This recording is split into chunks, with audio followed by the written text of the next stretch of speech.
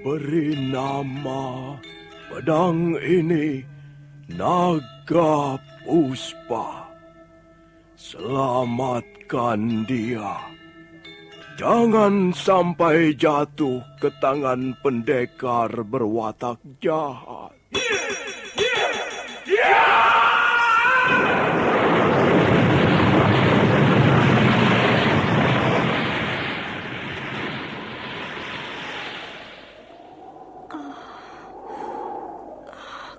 Kakang Kamandanu, kau masih juga tidak percaya bahwa aku mencintaimu. Mesin, maafkan aku, Mesin. Mesin. Mesin!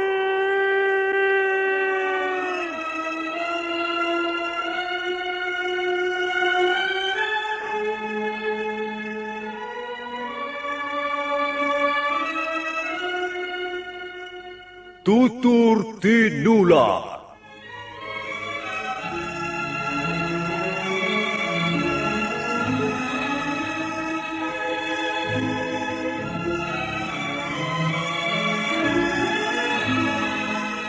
Sebuah sandiwara radio serial, produksi Sanggar Cerita dan Teater Sanggar Prativi. Sebuah kisah dengan latar belakang sejarah runtuhnya Singasari dan berdirinya Kerajaan Majapahit.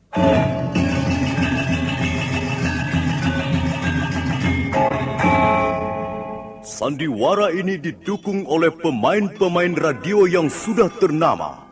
Ferry Fadli, Ivone Rose, dan Eli Ermawati.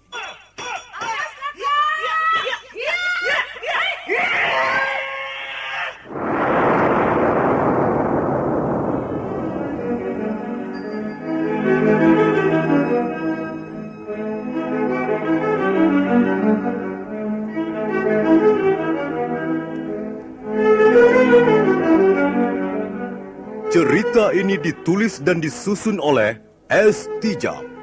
Teknik dan montase dikerjakan oleh Rudi Tinangon dan Joko SP.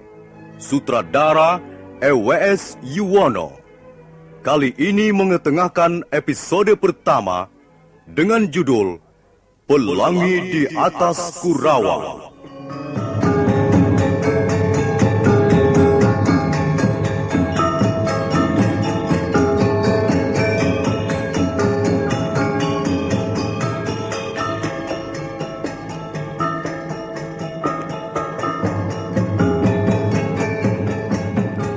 Dalam seri yang ke-21 ini, dibantu oleh para pemain, Lukman Tambose sebagai Empu Bajil, Rusli sebagai Rangga Lawe, Margaret sebagai Dewi Sambi, Wawan Gewe sebagai Gangga Dara, Benny sebagai Jarawaha, Iwan sebagai Prana Raja, Petrus sebagai Jaran Bangkal, Surya Tanjung sebagai Jaran Lejong, Hari Aki sebagai Empu Hanggareksa, dan Nusri pembawa cerita.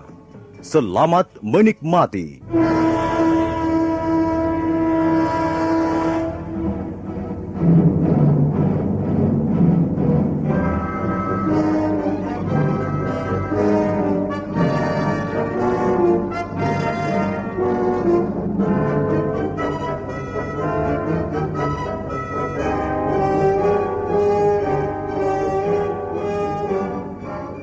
Wanita berparas cantik itu masih tertawa, dan mereka yang berkumpul di halaman hanya melihat sambil bertanya-tanya dalam hati apa maksudnya. Prana Raja melompat ke depan, wanita itu mendengus.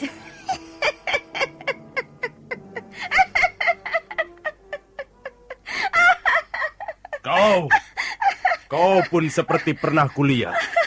Ya, di tempat yang sama. Waktu itu aku hampir saja memotong lengan dua perampok itu. Kau dan teman laki-lakimu datang dan membawa mereka pergi. Kau sudah lupa siapa namaku, Tuan Prajurit? Aku ingat, Tuan. Sebelum pergi, mereka menyebutkan nama mereka terlebih dahulu. Dewi Sambi. bukankah benar namamu itu? Iya, benar. Kau prajurit yang baik. Lalu mengapa kau ikut campur urusan kami lagi? Jaran Bangkal dan Jaran Lecong sudah menjadi orang-orangku. Setiap persoalan yang menyangkut diri mereka, aku tidak akan berpangku tangan. Aku pasti ikut campur. Apakah kau bermaksud membela anak buahmu yang telah membuat kesalahan? Mereka membuat kesalahan. Kesalahan apa? Mereka telah menghina kami, prajurit-prajurit Singasari. Apa benar begitu? Biarlah, aku akan tanyakan pada yang bersangkutan.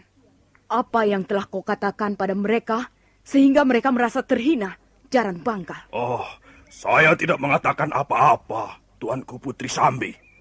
Adik Jaran Lejong yang telah bertengkar dengan orang itu. Kau telah berkata apa, Jaran Lejong? Saya hanya berkata bahwa prajurit Singasari berpakaian bagus. Tapi kalau misalnya saya disuruh menjadi prajurit, saya tidak akan mau. Mengapa tidak mau? Soalnya saya tidak berbakat menjadi prajurit. Apalagi prajurit Singasari sekarang ini. Saya tidak tertarik sama sekali. Saya katakan, lebih baik saya menjadi seorang pedagang makanan. Nah, itu berarti kau menghina kami, prajurit-prajurit Singasari. Tidak. Kurasa dia tidak bisa dikatakan menghina. Kalian saja yang sudah tersinggung mudah terhina. Jelas, dia sudah menghina kami. Dia katakan lebih baik menjadi pedagang makanan daripada menjadi prajurit Singasari. Ya, prajurit Singasari hanya mentereng pakaiannya. Tapi isinya, kosong melompong. Buktinya, kalian tidak bisa berbuat banyak menghadapi kami berdua. Kalian hanyalah prajurit pajangan. Gentong nasi yang hanya menghabiskan kekayaan negara. Kurang ajar kau. Tunggu. Kau tidak usah terburu nafsu menunjukkan ketajaman mata pedangmu. Minggir kau perempuan. Jangan berdiri di hadapanku. Aku tidak ingin melihat kalian menyakiti anak buahku. Kalau masih ada yang nekat, aku akan mengambil tindakan demi keadilan. Jangan banyak mulut. Minggir. Atau ujung pedangku ini akan mencoreng-moreng wajahmu dengan darah. Ya!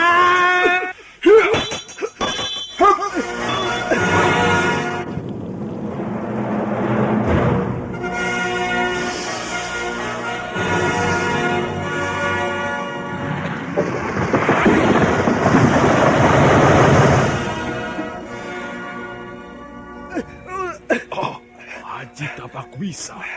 Barang siapa yang masih mau mencoba menyerang kami, akan mendapat ganjaran yang serupa dengan orang ini.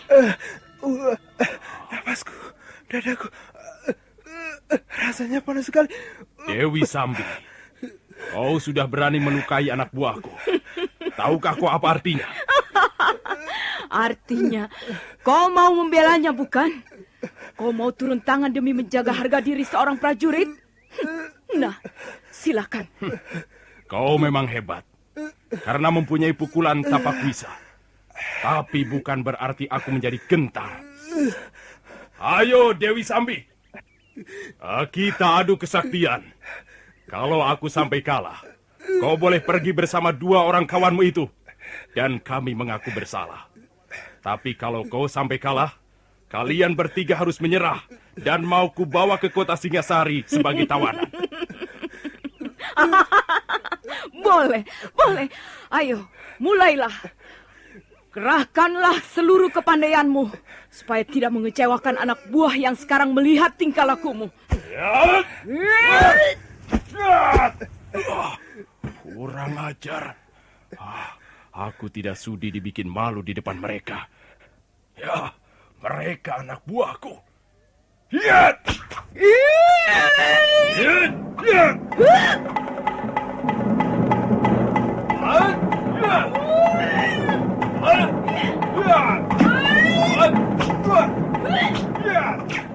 Angin pedang Prana Raja bersuitan membabat kiri kanan.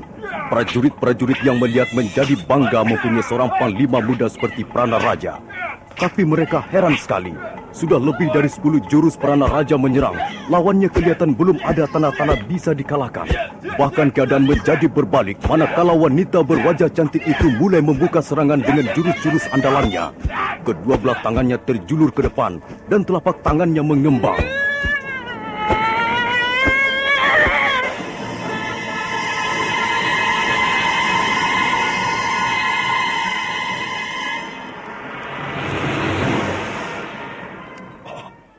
Tuanku. Iya, tuanku telah menyelamatkan nyawa saya. Kurang ajar. Siapa kau berani menghadang jurusku yang berbahaya ini? Prana Raja, minggirlah sebentar. Ajaklah Gangadhara ke serambi depan, supaya Paman Hanggareksa melihat luka dalamnya. Siapa kau berani turun gelanggang membela prajurit Singasari itu? Sabar Dewi Sambi. Semua nanti bisa kita selesaikan dengan sebaik-baiknya. Cepatlah angkat Gangadhara. Mudah-mudahan luka dalamnya tidak terlalu parah. Dia akan mampus kalau aku menggunakan pukulan ilmu telapak wisa seluruhnya. Kalau begitu ampuh sekali pukulanmu itu, Dewi Sambi. Kalau kau ingin mencicipinya, aku akan memberimu kesempatan. Boleh juga. Siapa tahu pukulanmu lebih lezat dibanding semangkuk arak yang paling enak, Dewi Sambi. Kau akan menyesal karena kesombonganmu. Aku tidak pernah menyesali apa yang pernah aku lakukan.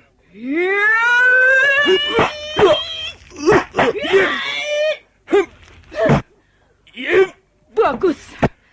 Agaknya kali ini aku mendapat lawan yang seimbang. Awas, berhati-hatilah. Sekarang kau tak bakalan bisa lolos dari jurus berantaiku ini.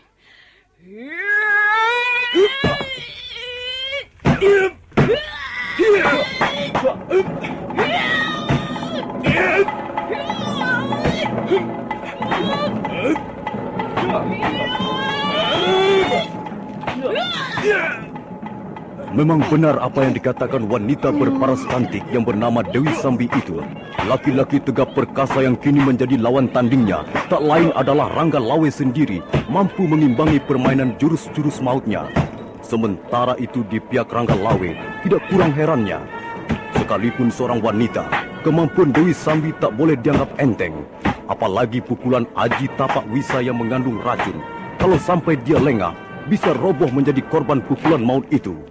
Karena itu, Rangga Lawe terpaksa menggunakan tenaga dalamnya untuk menahan arus pukulan yang terasa semakin panas dan berbahaya.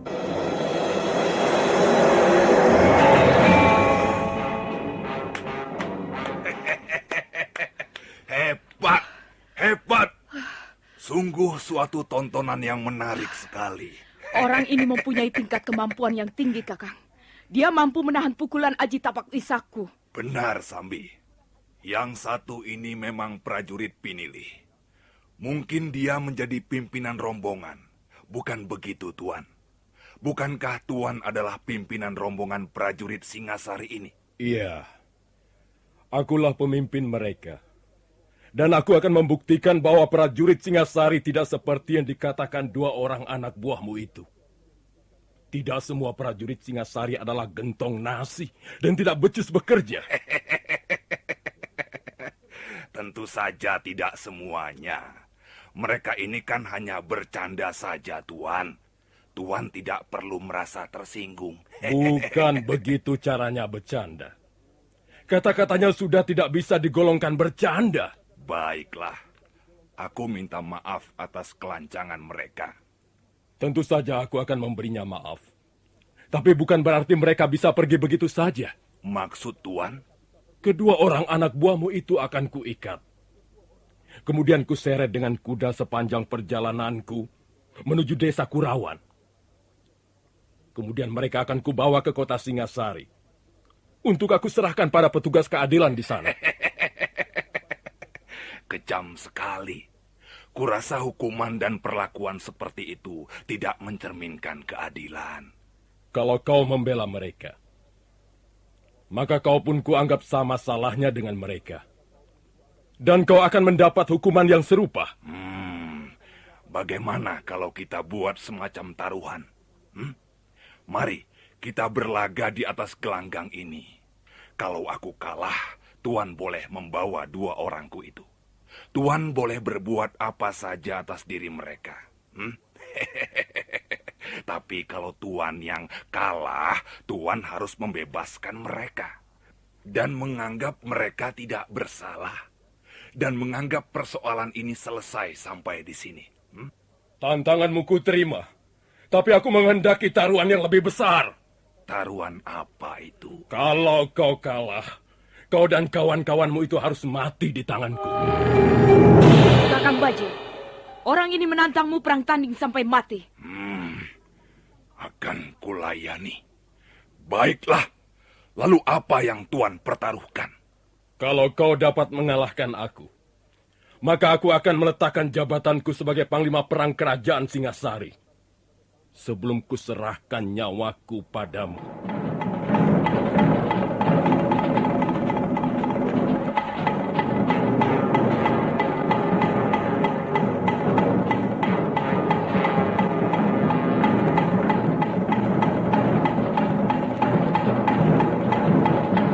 Suasana terasa sangat panas, merah pada muka Empu Bajil. Demikian pula wajah Rangga Lawe seperti terbakar.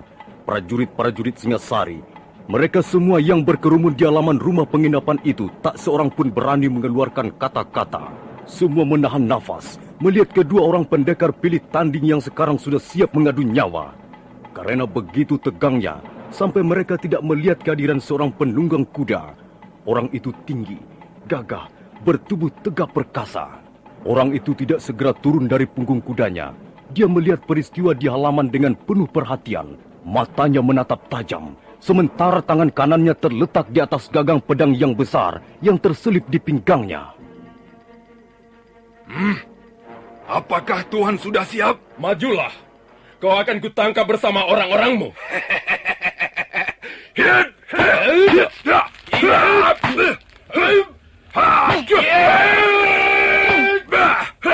Babo-babo. Tenagamu seperti tenaga 2 ekor banteng jantan ditumpuk menjadi satu. Nah, terimalah seranganku yang kedua ini.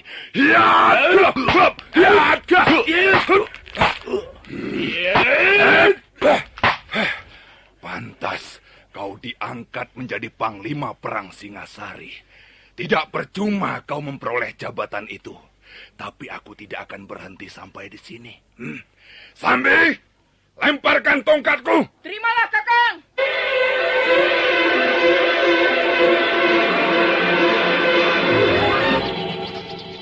Sambil mendengus, Empu Bajil melompat ke belakang sejauh 5 batang tombak. Sekarang tongkat panjang dengan gagang besi kuning itu sudah mulai berputar. Makin lama makin kencang.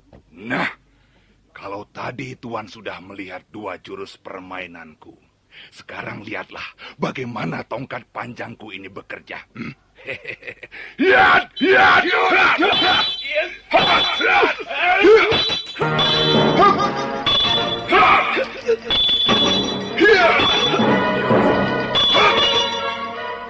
Tongkat panjang Empu Bajil berputar bagaikan kitiran menyambar kiri kanan. Suaranya membuat kecut hati mereka yang berada di pihak lawannya. Tapi Rangga Lawe kelihatannya cukup tangguh untuk mengimbangi jurus-jurus maut pendekar dari Gunung Tengger itu. Debu mengepul di halaman rumah penginapan itu. Dan suasana pagi yang cerah mendadak diwarnai udara pembunuhan. Empu Hanggareksa dan Prana Raja yang menyaksikan pertarungan dari serambi rumah penginapan kelihatan cemas.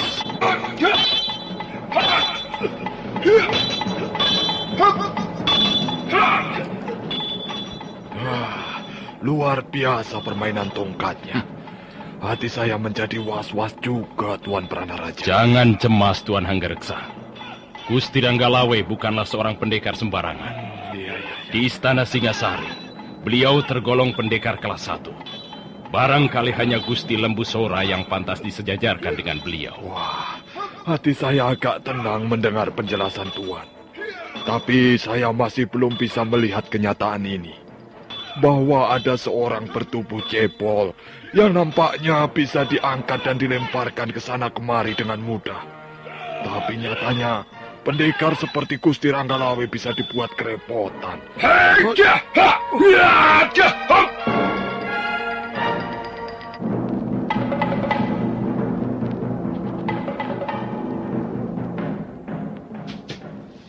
Bagaimana, Kakang Bajil?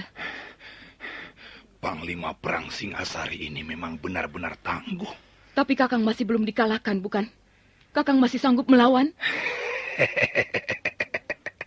Napasku masih panjang. Tenagaku masih mampu untuk bertempur 2 hari 2 malam. Jangan khawatir, Sambi. Kalaupun aku tidak bisa mengalahkan orang ini, dia pun juga tidak bisa mengalahkan aku. Bagaimana, Tuan? apakah masih akan kita teruskan tontonan mengasyikkan ini? Bajil, aku bukan sedang membuat tontonan di halaman rumah penginapan ini. Aku akan menangkapmu dan orang-orangmu itu. Rupanya Tuan mempunyai pendirian kokoh seperti sebongkah batu karang. Baiklah, kalau memang demikian, aku terpaksa menggunakan jurus andalan. Sebab kalau hanya dengan cara seperti ini, aku kira kita bisa bertempur sampai besok lusa, dan tak akan ada yang keluar sebagai pemenangnya. Pegang tongkatku ini, Sambi. Dewi Sambi menyambar tongkat Empu Bajil, kemudian melompat mundur. Sementara Empu Bajil berdiri tegak sambil meletakkan telapak tangannya di atas dada. Itulah pertanda pendekar Gunung Tengger telah bersiap mengeluarkan jurus pamungkas yang bernama Aji Segara Geni.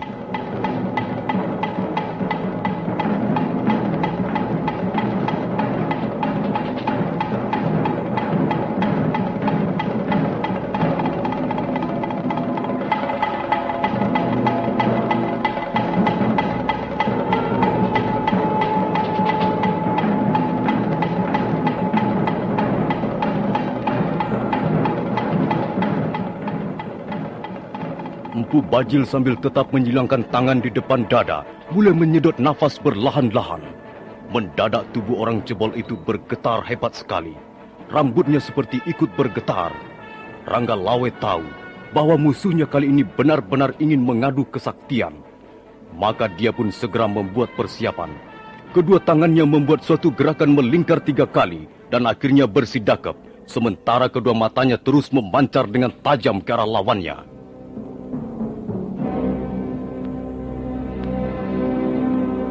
Heijah, hiap! Aji Segara Geni, lihat!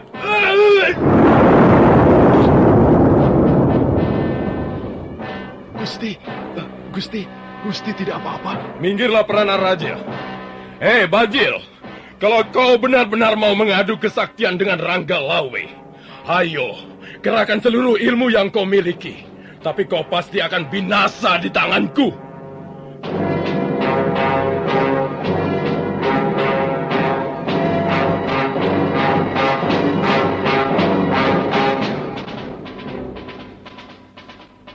Selesai mengucapkan kata-katanya, Rangga Lawe segera menghunus kerisnya yang sudah terkenal ampuh yang bernama Mega Lamat.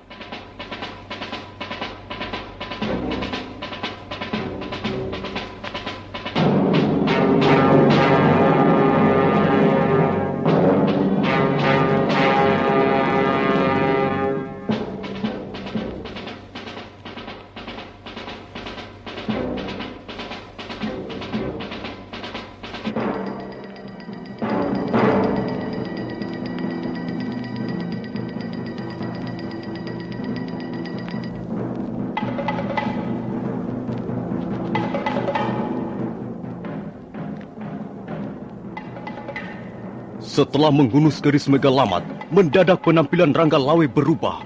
Wajahnya berapi-api dan seluruh tubuhnya seperti bergetar dengan hebatnya. Sementara keris Mega Lamat nampak mengeluarkan cahaya kemerah-merahan yang membuat Empu Bajil sedikit geragapan. Pada saat itulah, orang yang duduk di atas punggung kuda melompat ke tengah gelanggang.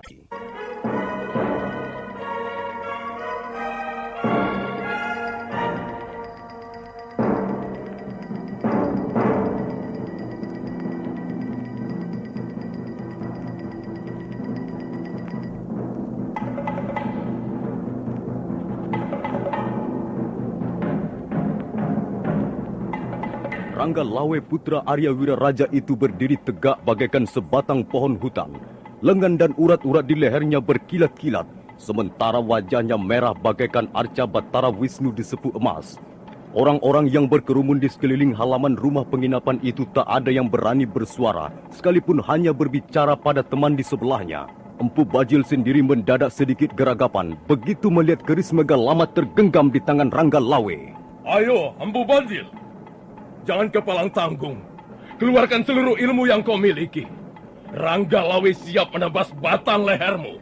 Pada saat itu, penunggang kuda berbadan tegap perkasa yang sejak tadi hanya melihat peristiwa dari atas punggung kudanya, segera melompat ke arah gelanggang.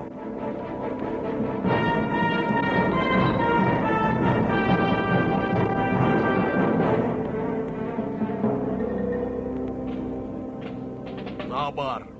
Sabar, Tuanku Ranggalawe. Sabar. Wah.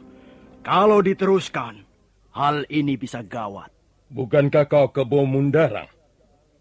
Pati dari kerajaan Gelang-Gelang? Tuanku Ranggalawe benar.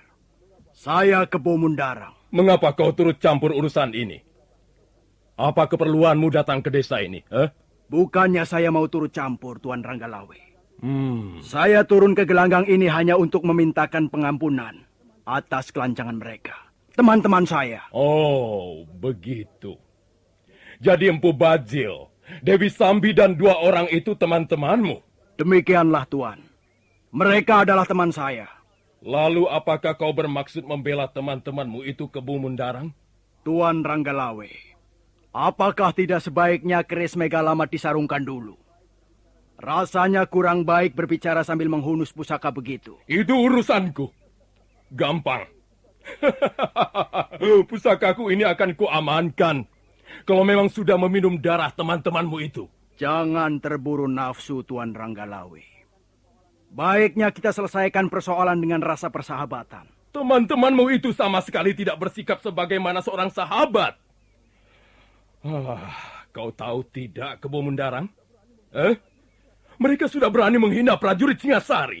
Mereka mengatakan prajurit Singasari hanyalah gentong nasi dan tidak becus bekerja. Nah, sekarang mereka akan melihat sendiri. Apakah prajurit Singasari seperti yang dikatakannya itu? Sungguh keterlaluan mereka ini. Dan saya harap Tuanku Ranggalawe sudi memaafkannya. Saya yakin, pasti mereka tidak tahu bahwa mereka sedang berhadapan dengan seorang pendekar pilih tanding di zaman ini. Kalau mereka tahu, mereka pasti tidak akan berani melakukan kesalahan. Baiklah, Kebo Mundarang. Untuk kali ini aku ampuni kesalahan teman-temanmu itu. Terima kasih atas kemurahan hati Tuanku Ranggalawe. Tapi ingat, mereka harus segera pergi dari hadapanku. Dan aku tidak sudi melihat mereka lagi. Kalau sampai dalam perjalananku ke Kurawan ini, dan nanti aku kembali ke Singasari, mereka bertemu lagi denganku di jalan, aku pasti akan membunuhnya.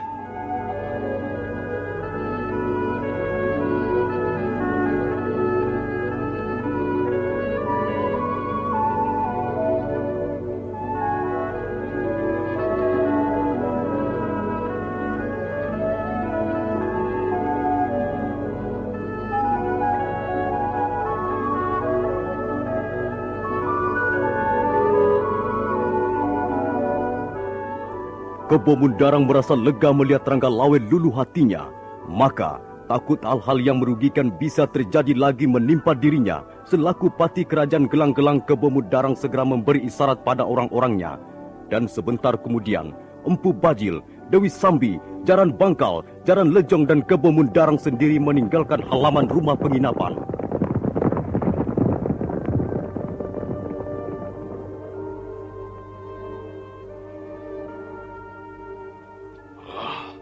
Aneh sekali. Mengapa seorang pati kerajaan Gelang-Gelang seperti Kebo Mundarang menjalin persahabatan dengan orang-orang seperti itu?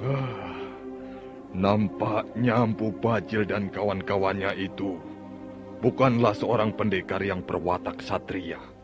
Biarlah, itu urusan Kebo Mundarang sendiri.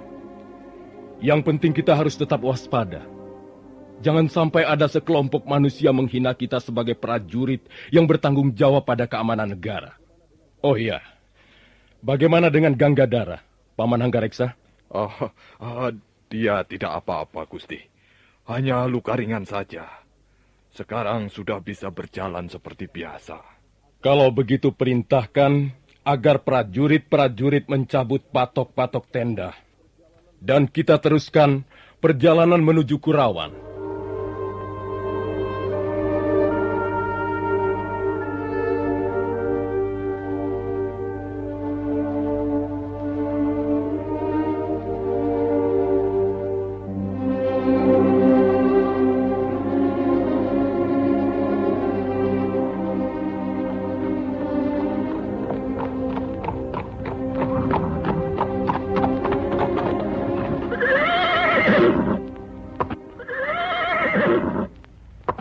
Kakang Bajil.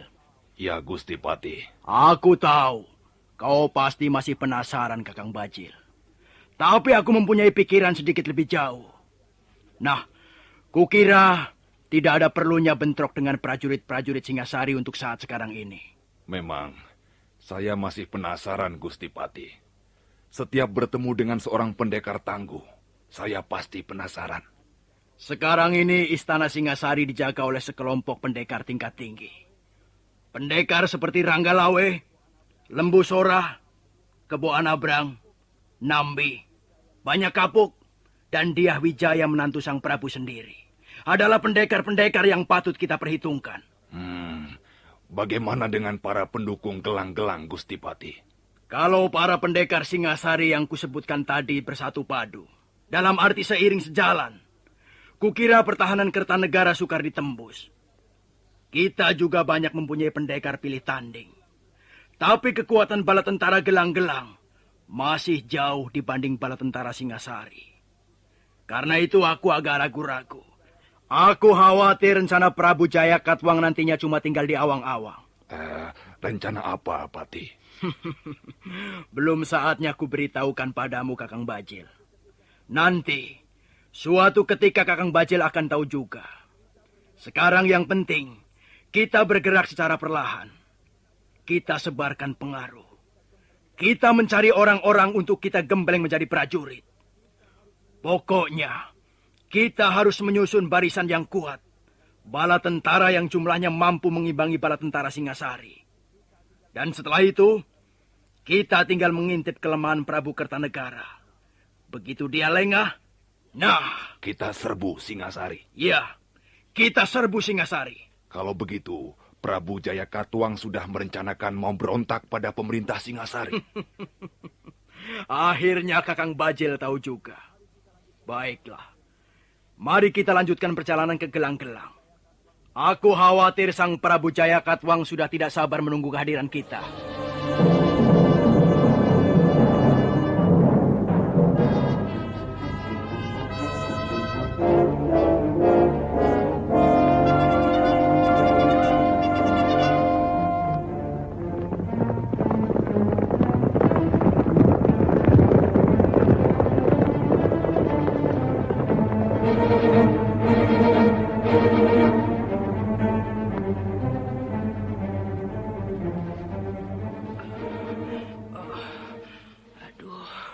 Kemana Angger Kamandanu? Tadi kulihat ada di sini. Kok tiba-tiba saja lenyap? Jangan-jangan salah lihat. Tapi tidak, aku tidak salah lihat. Cari siapa, Bi? Aduh, Angger ini bikin Bibi kaget saja. Cari saya ya? Iya, Angger. Angger Kamandanu disuruh pulang segera. Ayahanda sudah menunggu. Ayah sudah kembali dari Singasari? Sudah, Angger. Dan sekarang di rumah banyak sekali tamu. Tamu? Iya. Mereka semua berpakaian prajurit. Wah, masih muda-muda dan gagah-gagah, Angger. Berpakaian prajurit? Iya, Angger. Semua ada 24 orang. Kabarnya mereka dipimpin oleh seorang panglima kerajaan Singasari yang bernama Ranggalawe. Oh. Mari, Bi. Aku mau lihat.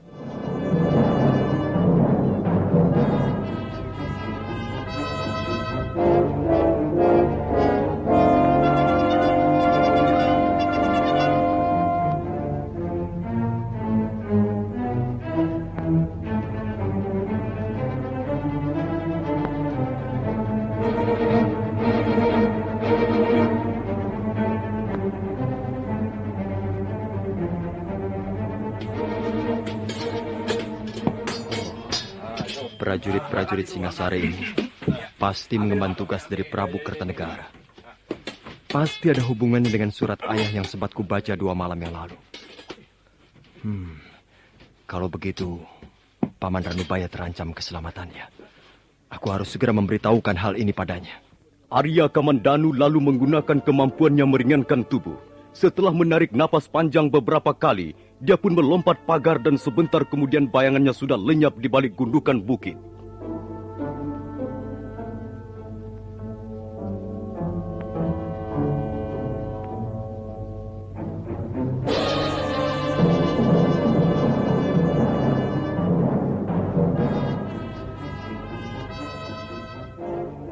Arya Kamandanu terus berlari bagaikan terbang. Tubuhnya bagaikan seonggok kapas kering yang tersapu angin badai. Kadangkala dia melintasi daerah tegalan, kadangkala melewati tanjakan bukit ataupun menuruni tebing. Dan sebentar kemudian, Arya Kamandanu sudah memasuki halaman rumah Empu Ranubaya. Oh, Paman. Paman harus segera menyingkir dari tempat ini, Paman. Paman harus segera pergi. Tenanglah, Kamandanu, tenang. Apa yang kau katakan itu tadi? Paman harus segera pergi meninggalkan rumah ini. Mengapa aku harus pergi? Di rumah ada prajurit-prajurit Singasari. Rupanya ayah telah memanggil mereka. Ayah telah melaporkan perihal Paman Ranubaya pada Prabu Kertanegara. Kau ini bicara apa, Kamandanu? Ayahmu telah melaporkan aku. Melaporkan apa? Saya kebetulan sempat membaca laporan yang ditulis ayah sebelum dibawa ke istana Singasari. Dan laporannya itu ayah telah memfitnah Paman Ranubaya. Memfitnah bagaimana? Ayah mengatakan bahwa Paman pantas dicurigai. Paman telah menghina pemerintah Singasari dan bahkan menghina Prabu Kertanegara. Karena itu Paman Ranubaya harus ditindak dengan tegas. Guru, di luar ada yang ingin menemui guru. Saya sudah berusaha menghalangi, tapi dia terus mendesak guru. Siapa dia? Tuanku Empu Hanggareksa. Baiklah. Kamandanu, kalau ayahmu tahu kau berada di sini bersama aku, tentu akan terjadi hal-hal yang kurang baik. Lebih baik kau bersembunyi saja di ruangan sebelah. Baik, Paman. Bagaimana, Guru? Apa dia saya persilahkan masuk sekarang? Ya. Suruhlah dia masuk sekarang.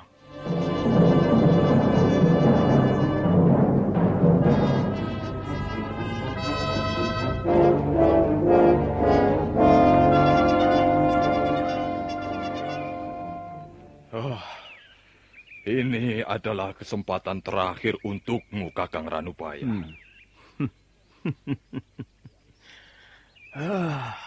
Sayang sekali, Hanggareksa.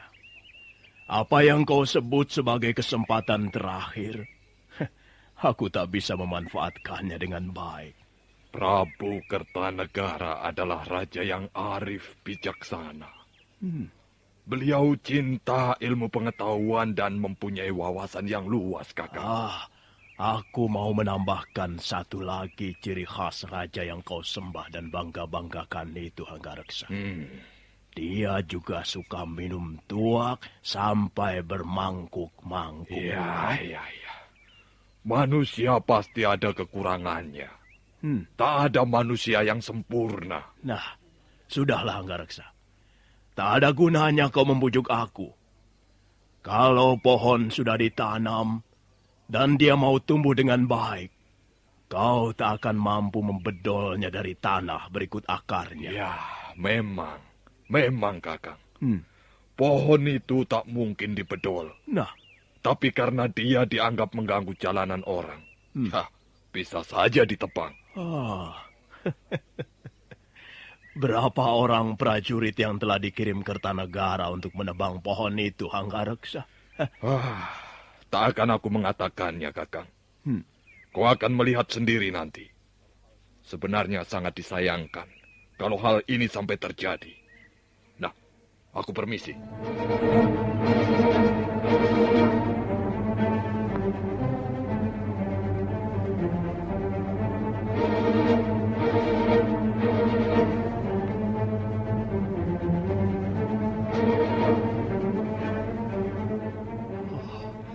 Maafkan perbuatan ayah saya, Paman. Saya merasa malu sekali. Kalau sampai terjadi apa-apa atas diri Paman Ranubaya, saya akan merasa ikut menanggung dosanya. Janganlah kau berpikir seperti itu, Kamandanu. Buatlah garis pemisah yang jelas. Gunakanlah penalaranmu sebening kaca, supaya otakmu tidak dikacaukan oleh banyak persoalan yang simpang siur, tumpang tindih. Paman, bolehkah saya mengetahui sesuatu? Apa yang ingin kau ketahui itu? Sebenarnya, apa yang membuat Paman Ranubaya tidak bersedia bekerja sama dengan ayah?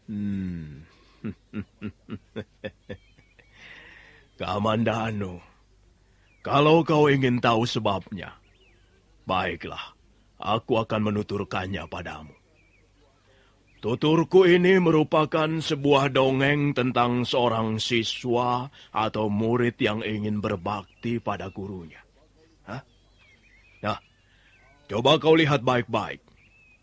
Kau anak seorang pencipta senjata pusaka. Kau pasti pernah mengenal gambar seperti ini. Ini. Itu gambar keris, Paman. Keris 7 lekukan. Nah, perhatikan gagangnya. Gagangnya terbuat dari dahan kering atau cangkring. Kau kenal keris seperti ini? Keris apa namanya? Ayahmu tidak pernah menceritakannya padamu? Ayah banyak menyimpan gambar-gambar keris, Paman. Salah satu di antaranya persis seperti gambar ini, Paman. Tapi ayah tidak pernah memberitahukan namanya. Iya. Nah, dengar baik-baik, Kamandanu. Barangkali pengetahuan ini nanti ada manfaatnya untukmu. Gambar ini gambar keris yang sangat ampuh. Namanya keris gandring. Nama itu diambil dari nama penciptanya sendiri, Empu Gandring. Sekarang keris itu ada di mana, Paman? Tak seorang pun tahu keris itu sekarang ada di mana. Keris itu diciptakan kurang lebih 70 tahun yang lalu. Dan keris itu dibuat untuk memenuhi pesanan Ken Arok, pendiri kerajaan Singasari yang masih nampak megah hingga sekarang ini. Tapi Arok bukanlah manusia yang berbudi. Karena begitu keris selesai dibuat, Arok justru membunuh Empu Gandring. Kisah itu sudah pernah saya dengar, Paman. Lalu apa hubungannya dengan persoalan ayah dan Paman Ranubaya?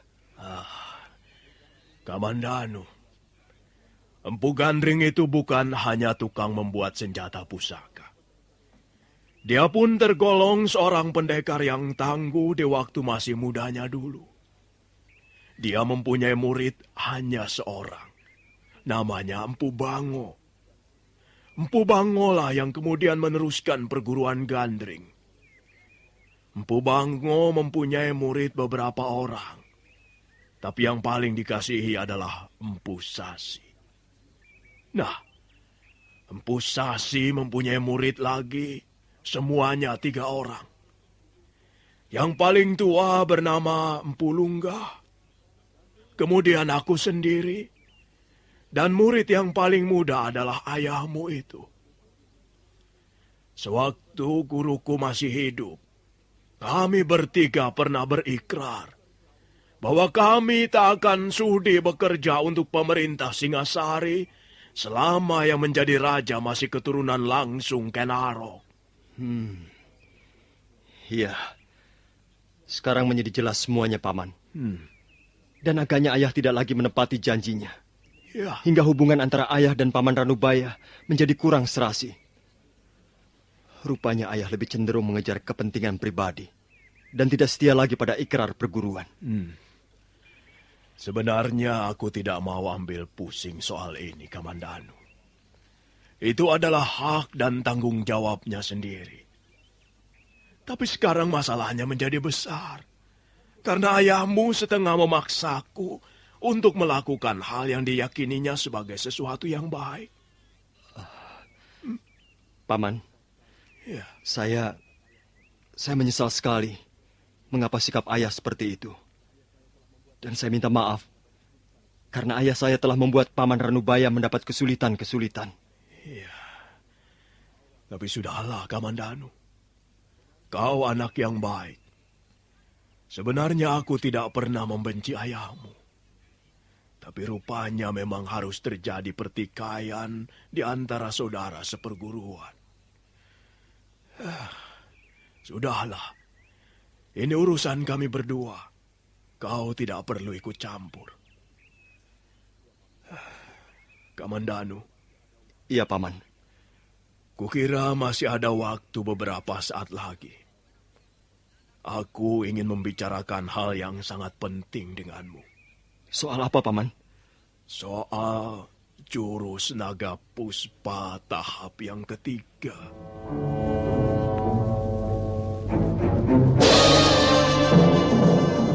Arya Kamandanu tergugah dari lamunannya tentang ayahnya. Selama ini dia memang baru mengerti 2 tahap ilmu naga puspa yang diajarkan Empu Ranubaya. Nah, pendengar sekalian, bagaimana kisah selanjutnya? Silakan mengikuti seri berikutnya. Sampai jumpa.